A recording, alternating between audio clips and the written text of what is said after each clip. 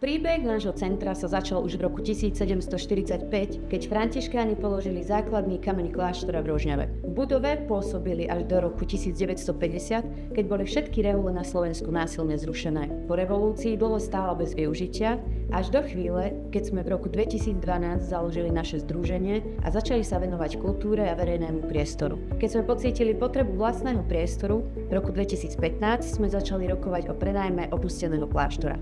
O rok neskôr nám mesto schválilo 20-ročnú nájomnú zmluvu a začala sa náročná cesta rekonštrukcie. Po rokoch práce vzniklo kultúrno-kreatívne centrum, miesto pre tvorivosť, umenie a komunitu. Dnes je toto miesto otvorenou platformou pre umelcov, tvorcov aj verejnosť. Ožívajú tu výstavy, koncerty, workshopy a projekty, ktoré spájajú ľudí a nechávajú rásť miestnu komunitu. V srdci areálu nájdete knihkupectvo Artforum, priestor príbehov a objavov, kaviareň so svojskou dušou a ubytovanie, ktoré svojou architektúrou získalo ocenenie César. Rok 2026 však bude pre nás rozhodujúci. Ak má centrum ďalej rásť a slúžiť Rožňave, budeme potrebovať vašu podporu. Pomôžte nám prežiť rok 2026.